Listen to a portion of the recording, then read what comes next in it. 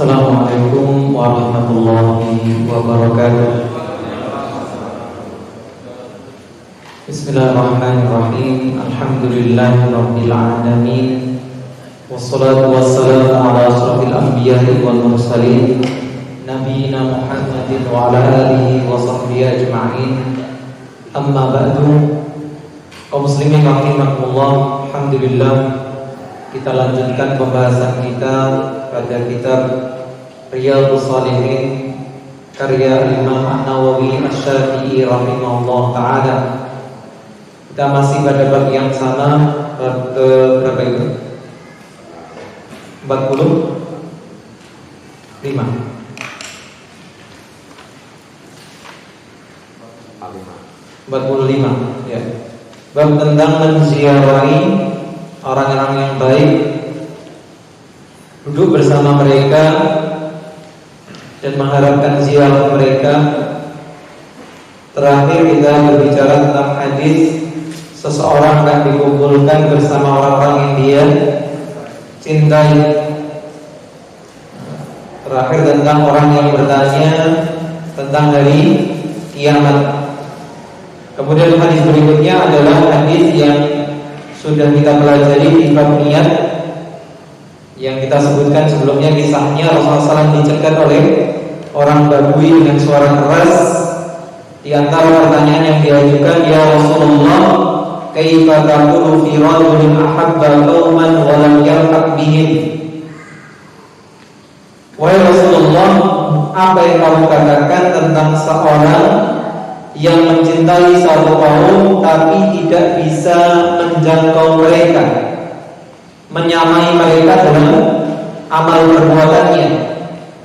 Maka beliau menjawab, al-mar'u ma'aman ahab. Seseorang akan dikumpulkan bersama orang yang dia cintai. Maka kembali menegaskan, ini bagaimana kita dianjurkan berkawan, berteman, duduk bersama, saling mengunjungi, khususnya dengan siapa? Orang-orang yang baik, orang-orang yang saleh.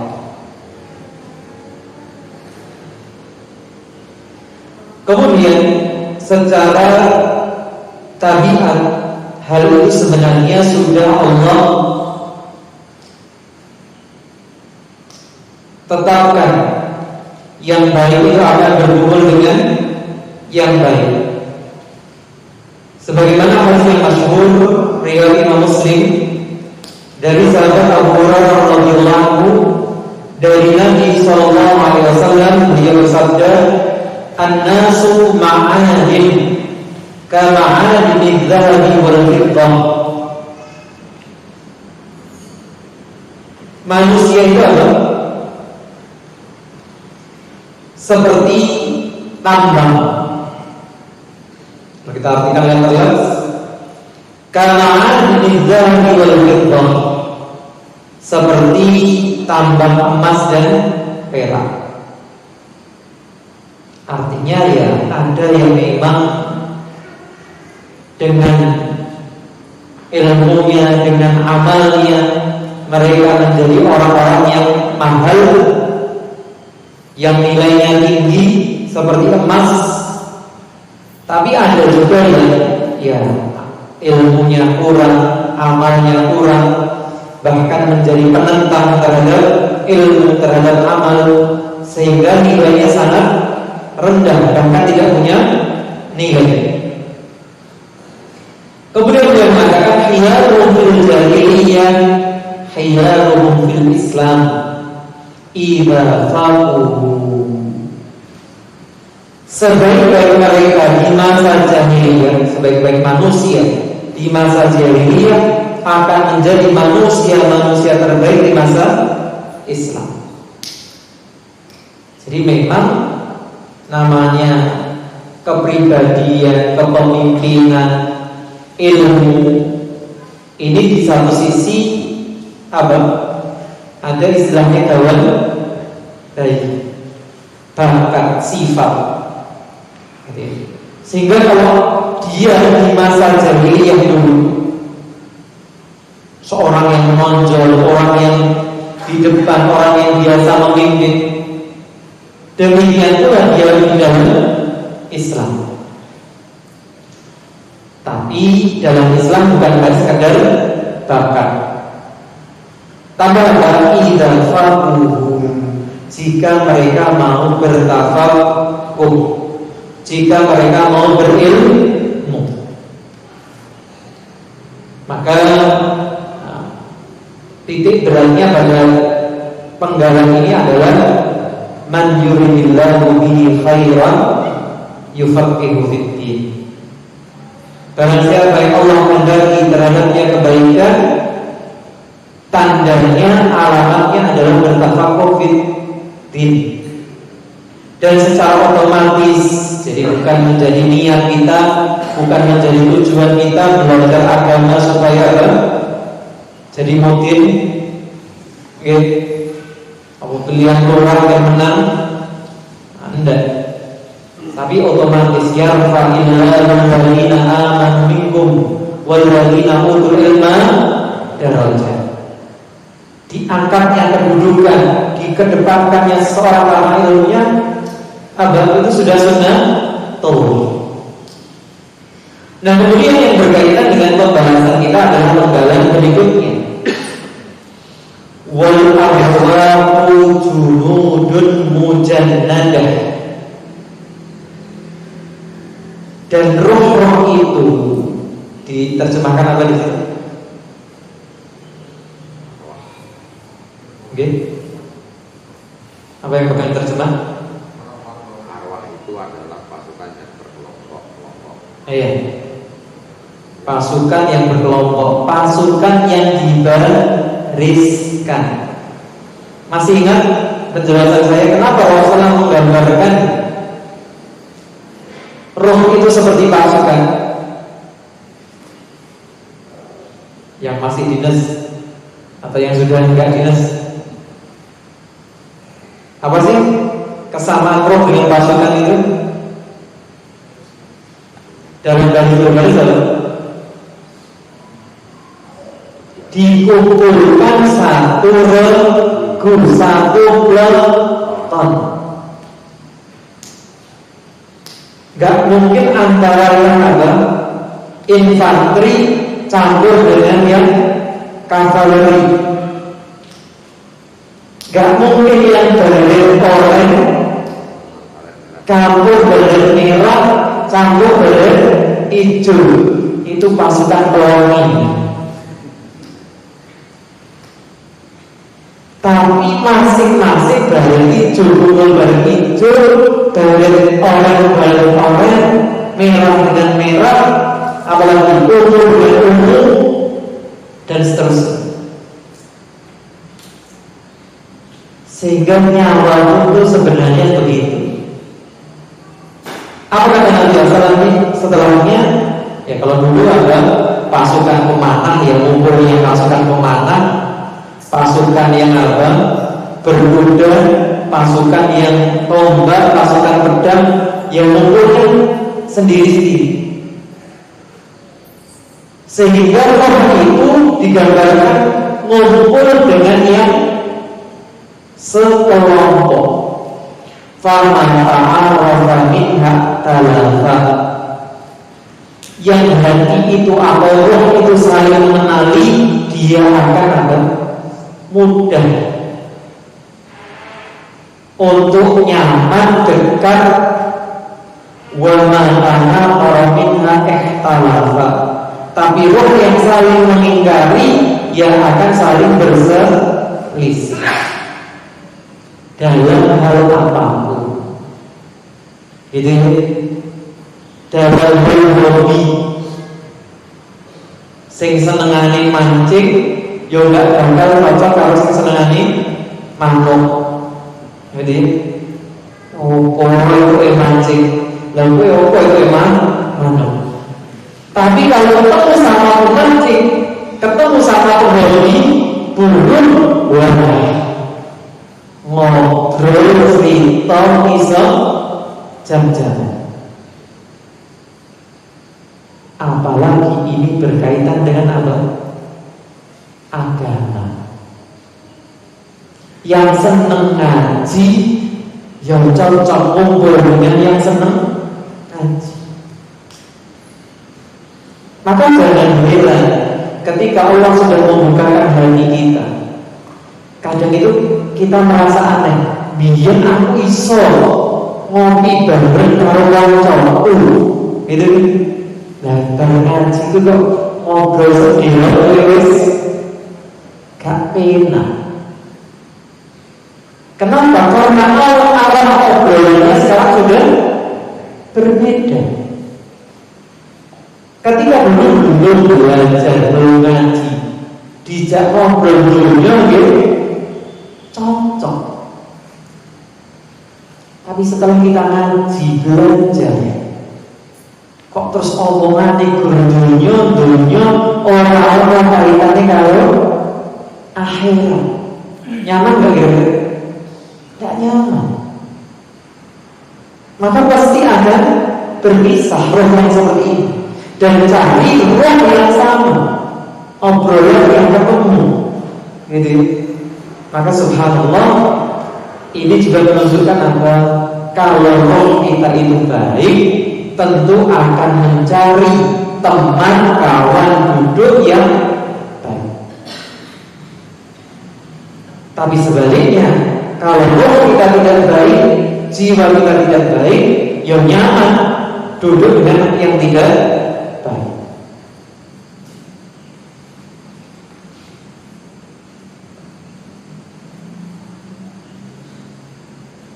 Maka sekali lagi ini menegaskan kepada kita apa? Agar kita berteman, berkawan dengan orang-orang yang baik. Kemudian hadis ini juga menunjukkan tentang keutamaan ilmu. Ketika Rasul mengatakan idza faqudu. Kemudian hadis berikutnya hadis yang agak panjang. Mungkin antum sudah kenal nama itu, tapi mungkin sebagian belum pernah baca kisahnya. Siapa? Uwais Al-Qarni. Dalam hadis yang sahih dari Imam Muslim disebutkan dari Usair ibn Amr wa Yuqal ibn Jabir wa dhammil hamzah wa fathis sin al-muhmalah. Bacanya Usair, hamzahnya dhammah sedangkan sinnya fathah. Qala, beliau bercerita, seorang tabi'in, karena Umar bin Khattab radhiyallahu anhu idza ata alaihi amdadu ahli Yaman sa'alahum. Dahulu kala di zamannya Umar bin Khattab, jika datang amdad, diartikan apa di situ? Amdad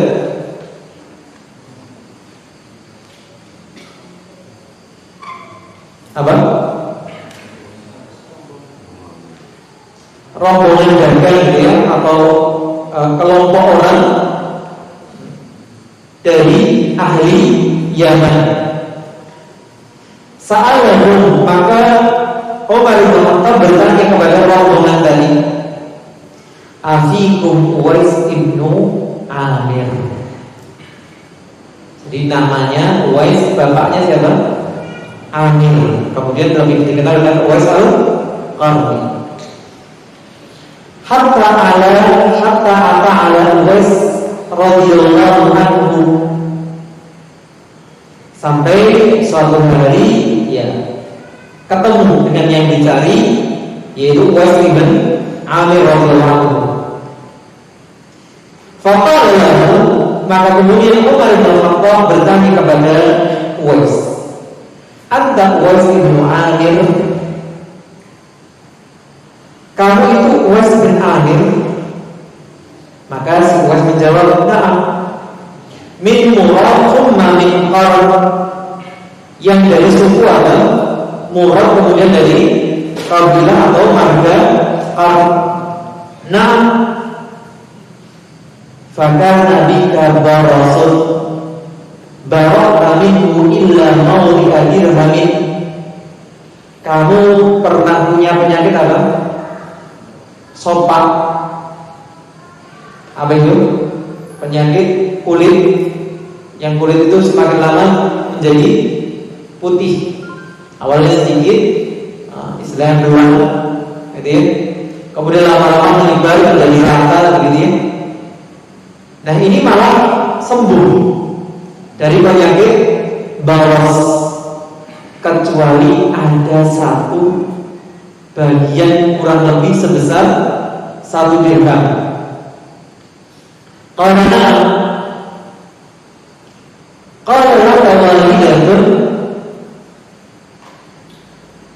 kamu punya ibu, setelah semua tanda yang ditanyakan tadi, Umar bin Khattab kemudian mengatakan, Sami'tu Rasulullah sallallahu alaihi wasallam yaqul, aku pernah mendengar Rasulullah SAW bersabda, Ya'ti alaikum wasnu amir ma'amdahi ahli Yaman min murad thumma min qaran wa kana bihi baras bara'a minhu illa mawdi'a dirhamin. Akan datang kepada kalian nanti seorang laki-laki bernama Uwais, putranya Amir, dari rombongan ahli Yaman, dari suku Murad, kemudian marga Qarn. Dan orang ini pernah sakit sopak, baros tadi, dan sembuh dari penyakit itu kecuali 1 bagian sebesar keping dirham. Lalu wanita, dan dia memiliki seorang ibu, huwa biha bararun, dia sangat berbakti kepada ibunya. Nah tentu ini kembali kepada pembahasan kita sebelumnya tentang apa? Berbakti kepada kedua orang tua, khususnya ibu. Kemudian khususnya ibu. Karena ibu itu disebut Rasulullah SAW sampai 3 kali, ibumu baru bapak. Dan ini juga keberkahan yang didapatkan oleh Uwais ibn Amir tadi karena baktinya kepada ibunya. Apa itu? Lau aqsama Allahi la abarrahu. Kalau dia sudah bersumpah atas nama Allah, pasti Allah mengabulkannya. Artinya kalau orang ini berdoa, apa istilah Jawanya? Itu geni. Ya, ucapannya itu mandi, doanya itu mustajab. Fa in istata'ta an yastaghfira laka fa'al. Dan Nabi SAW berpesan, seandainya bisa dia memintakan ampun untukmu, maka mintalah atau lakukanlah. Dan ini dalil tentang apa? Tawassul. Jadi kita ini tidak anti tawassul seperti yang kadang dituduhkan, difitnahkan. Tapi karena tawassul itu ibadah, syaratnya ibadah ada 2. Yang pertama apa? Ikhlas. Yang kedua mutaba'ah, ittiba. Maka kalau kita mau bertawassul, ya yang ada dasarnya seperti ini: bertawassul kepada orang saleh yang masih hidup. Sebagian menambahkan apa? Hadir. Bukan Uwais di Yaman sana dipanggil-panggil. Tidak, ketika dia datang ke Madinah. Tidak seperti keyakinan sebagian yang ekstrim gitu ya. Dia menganggap gurunya meskipun ada di seberang pulau sana, gurunya meskipun sudah meninggal, masih bisa memberikan hajat untuk murid.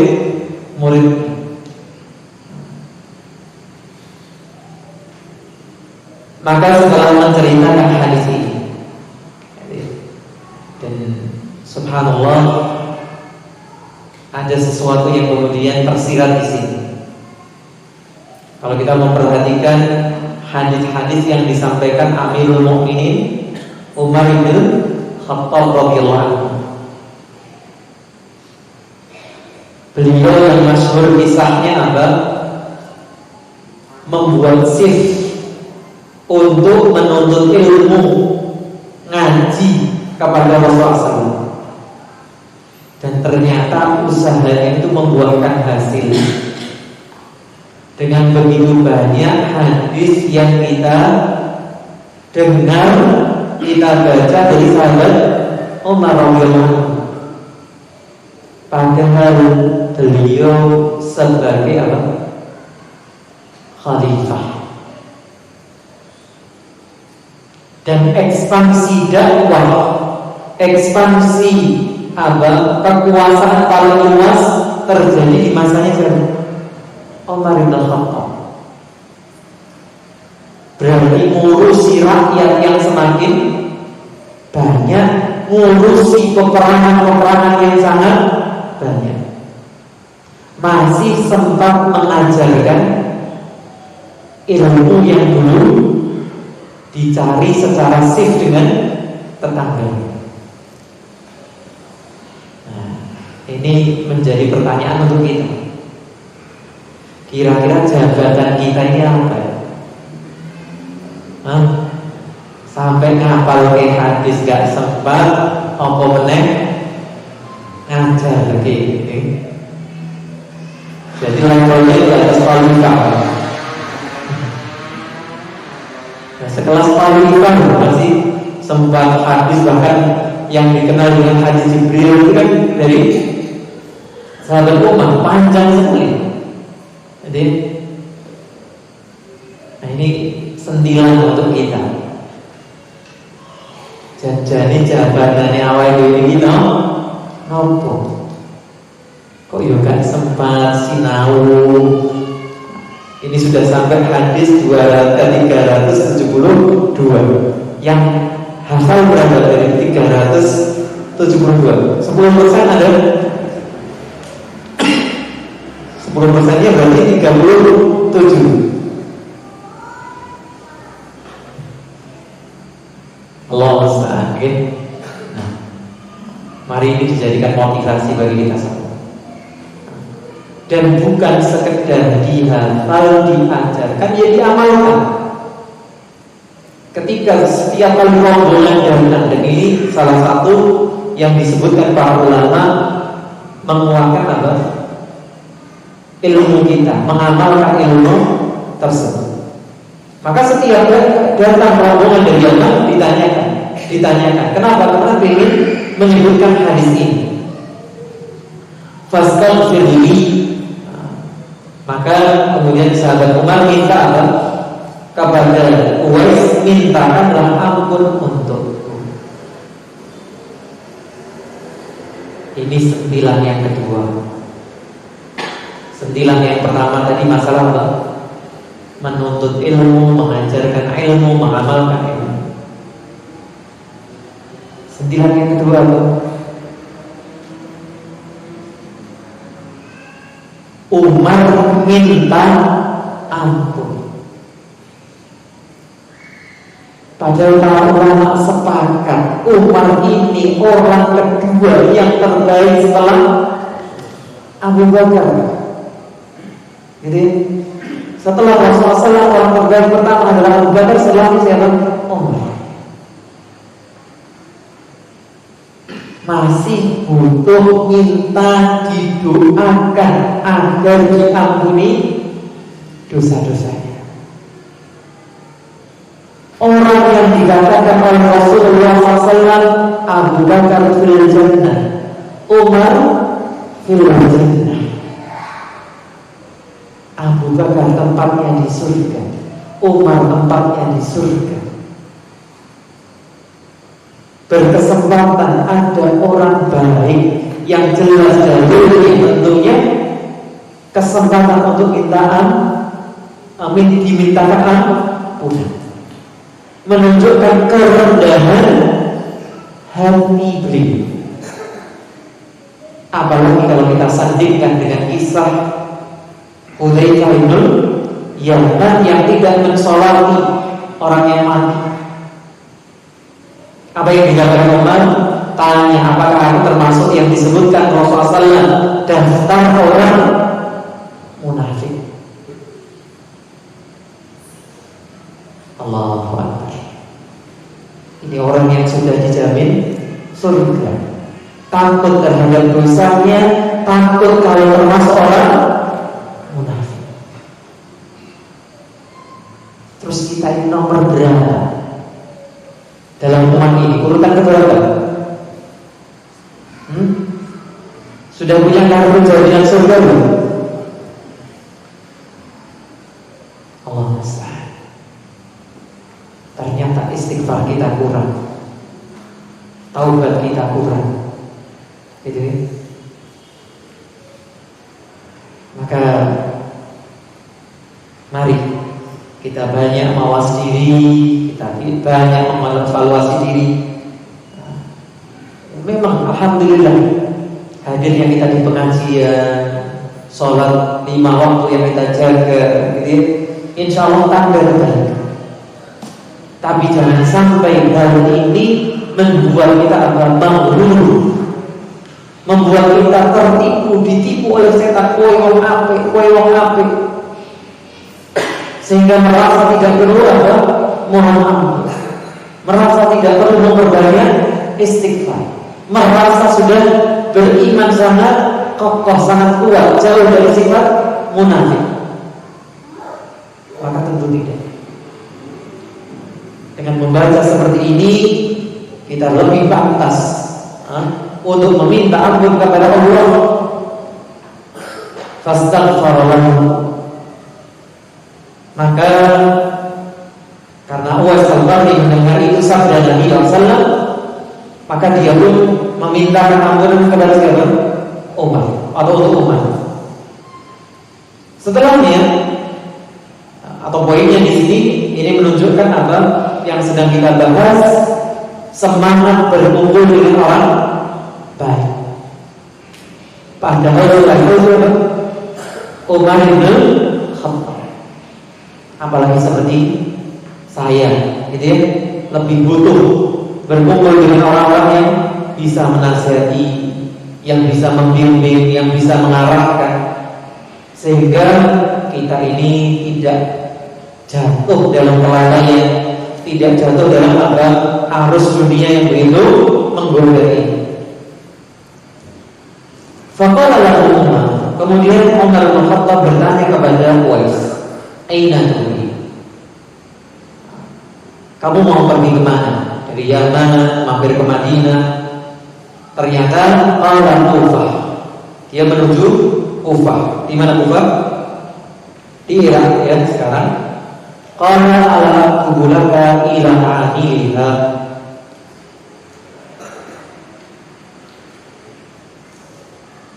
Maka Umar sebagai apa? Presiden, sebagai khalifah, tentu punya kuasa terhadap gubernur Kufah. Maka menawarkan, tidakkah perlu saya menulis untukmu kepada amilnya yang bekerja di sana, maksudnya gubernurnya, atau bahasa sekarang kira-kira perlu saya kasih surat pengantar, biar nanti di sana disambut, biar di sana nanti kasih fasilitas seperti yang kadang kita baca dalam berita, begitu ya. Ini dilakukan oleh sebagian orang yang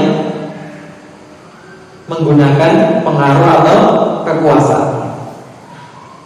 Apa jawabnya Uwais? Qala aqulu fi ghubara'in nasi ahabbu ilaihi. Saya berada di debunya, kalau kita artikan manusia itu lebih saya sukai. Artinya apa? Saya lebih senang gak dikenal. Karena ya hakikatnya itulah, popularitas itu fitnah. Atau bahasa lainnya juga apa dikatakan, popularitas itu belenggu. Orang kalau dikenal, orang banyak, populer, mau jajan pinggir jalan gimana? Wah, di foto nih, wah ya ada public figure kan, beli pentol pinggir jalan gitu. Padahal halal ya halal aja. Tapi karena dikenal gitu, public figure, apa katakan yang kecil-kecil aja, ustaz gitu. Ustaz beli pentol pinggir jalan, foto di upload. Itu tadi ketemu ustaz beli pentol. Ya apa ustaz gak boleh beli pentol lagi? Itu padahal baru popularitas yang sangat sempit. Apalagi punya ustaznya level ustaz Syafiq, ustaz nasional gitu ya. Itu ada lebih banyak permasalahan atau banyak apa belenggunya ini. Maka inilah Uwais itu dikenal apa? Orang yang tidak menonjol, tidak dikenal di tengah manusia. Dan ini lagi-lagi sentilan untuk kita semua, khususnya zaman ini. Jadi ya, kalau kemarin kaitannya dengan yang kita bahas tadi sore, musibah yang terjadi di Lumajang, yang sampai bupatinya marah-marah karena banyak orang yang kemudian berwisata. Dan memang nyatanya begitu. Ada yang benar-benar datang itu hanya untuk foto, selfie, video. Apa yang datang bawa bantuan, iya, satu pickup yang awal 6 mobil, 10 mobil. Padahal tempatnya jalannya sempit, areanya terbatas. Itu kalau terjadi hal-hal yang tidak diinginkan malah membahayakan. Makanya sampai ada penyekatan, gitu ya, yang bukan relawan itu nggak boleh masuk di sana. Luar biasa fitnah hari ini. Bahkan beberapa waktu yang lalu saya itu sempat pulang dari Madiun. Itu jam berapa ya? Agak pagi kalau nggak salah. Oh, bukan pulang dari Madiun, ketika mau ngisi ke Ngujum. Waktu itu nginep di Madiun, mau ngisi ke Ngujum itu masih pagi, sekitar jam 5:30. Itu melewati jembatan yang di sebelah barat aspal. Ada ibu-ibu, masya Allah, ya mungkin usia 60-an lebih lah. Satu sedang bergaya, satu sedang mau foto di pinggir jembatan. Allahu musta'an. Fitnah narsisme.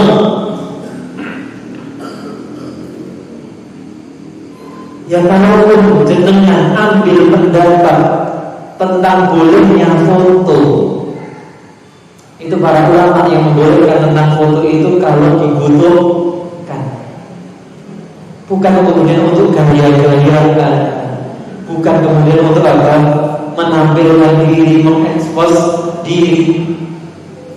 Apalagi wanita sambil membuka aurat, berlenggak-lenggok, menjadikan fitnah bagi laki-laki. Allah Ustaz. Jadi orang tidak dikenal itu selamat. Menjadi orang tidak dikenal itu apa? Aman. Karena akan membantu kita lebih ikhlas. Falamma kana minal 'amil qadiri hajja rajulun min asrafihim fawafa'u naro. Kemudian di tahun berikutnya berhajilah seorang dari pemuka orang-orang Kufah, dan dia kemudian bertemu dengan Umar. Fasalahu an Uwais. Masya Allah, Umar masih memberikan perhatian kepada siapa? Uwais ini. Padahal sudah lewat setahun. Jadi faqala taraktuhu raffal baiti qalilal matani. Maka dikatakan oleh pemuka Kufah tadi, aku meninggalkannya dalam keadaan rumah yang sederhana dan ada sedikit harta benda. Lagi-lagi istilah untuk kita di saat hayalan bayangan kita pengen rumahnya gimana? Yang luas, ingin rumah yang berisi macam-macam, Masya Allah. Sehingga kadang orang laki-laki entah bikin video, entah dengan foto memamerkan rumah-rumah yang itu membuat orang berkhayal, bermimpi. Padahal seperti kita katakan sebelumnya, andaikan rumah kita itu luas, seberapa luas yang akan kita tempati untuk tidur? Kalau dengan Masya Allah diberikan rezeki bikin rumah 100 kali 100, terus yang ditempati untuk tidur 10 kali 10 meter, kaki satu di sini ya, 10 kali 10 berarti 100 meter persegi. Kepalanya taruh di ujung sana, kakinya taruh di ujung sini, berarti dimutilasi dulu. Allah Ustaz. Ya ternyata mau rumahnya luas, mau rumah sempit, kalau tidur itu ya berapa ini? Semeter kali 2 meter itu sudah nyaman. Sebagaimana nanti rumah masa depan kan?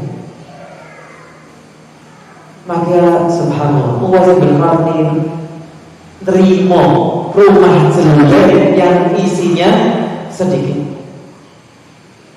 Maka khususnya ibu-ibu, gitu ya, yang seperti ini jadikan motivasi untuk terima apa yang diberikan suaminya, entah itu rumah mertua, entah itu rumah kontrakan, rumah dinas kan. Yang penting ada wujudnya, tempat untuk berteduh. Meskipun barangnya bukan barang mewah, barang yang tidak banyak, yang penting bisa untuk masak, bisa untuk makan, cukup. Jadi kenapa? Karena semakin banyak barang, nanti semakin banyak hitungan.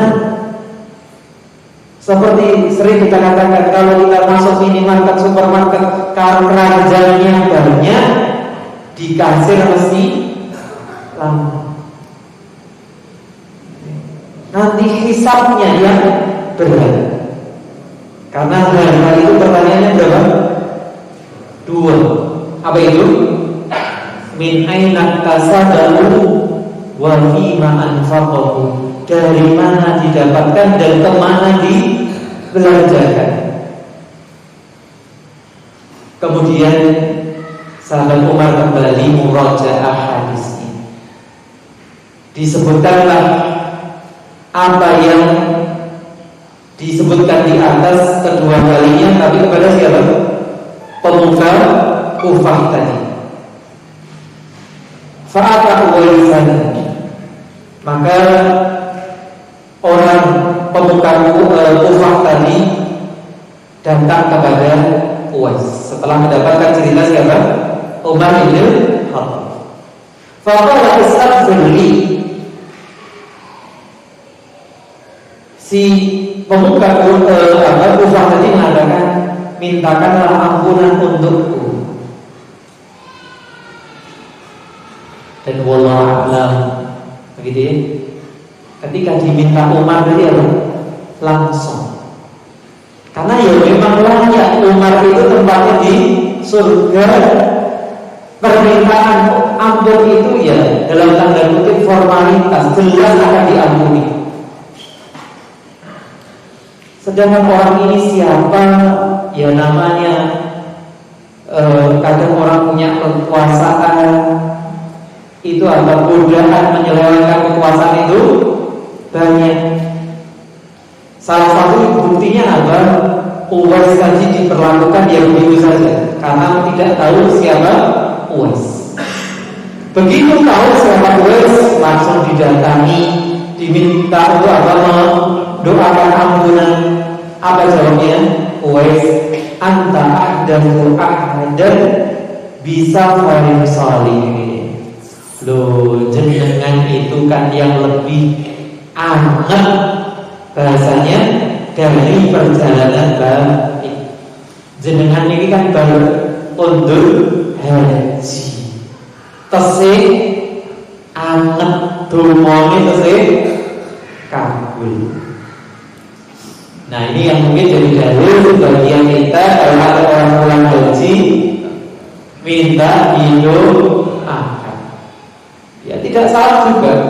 Kenapa? Karena di antara kondisi yang mustajab setelah seseorang beramal soleh. Nah, seperti yang disebutkan siapa? Uwais di sini. Fastaghfirli. Dan jenengan iku sing kudune ndongake ampunan nggih kula. Ya wallahu a'lam apakah ini ngelesnya siapa? Uwais. Untuk tidak mendoakan orang tersebut. Qala kita Umar. Kemudian Uwais bertanya, kamu tiba-tiba sikapnya berubah seperti ini? Ya, itu mungkin di batin yang Uwais ya. Jenengan ketemu kali Umar. Qala na'am. Fastaghfara lahu. Maka Uwais pun apa? Memohonkan ampunan untuk dia. Dia itu siapa? Nah, Umar yang paling dekat, gitu ya. Lagi-lagi apa? Uwais itu meminta ampunan untuk Umar, bukan untuk orang tadi. Fafatina lahu nas. Orang-orang pun akhirnya mengenali si Uwais ini. Fantalaka ala wajhihi. Dia pun segera bersafar lagi, pindah lagi. Atau bahasanya apa? Mengembara lagi supaya tidak dikenali manusia. Nah itu kisah tentang siapa? Uwais al-Qarni.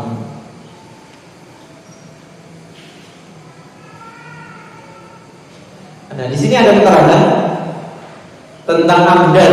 Amdal itu bukan hanya rombongan, tapi amdal itu jamu madal. Madal itu pertolongan. Apa ya bahasanya sekarang? Pasukan bantuan. Amdal itu wahum awan wa nasirun alladziina kanu yamudduna muslimin fil jihad.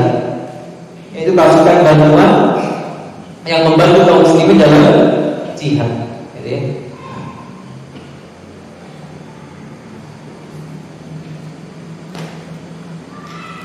Ini dua hadis yang bisa kita baca di kesempatan ini. Masih ada beberapa hadis lagi nanti. Tinggal dua sebenarnya, tapi waktunya sudah masuk Isya. Jadi kita cukupkan dulu. Ada pertanyaan?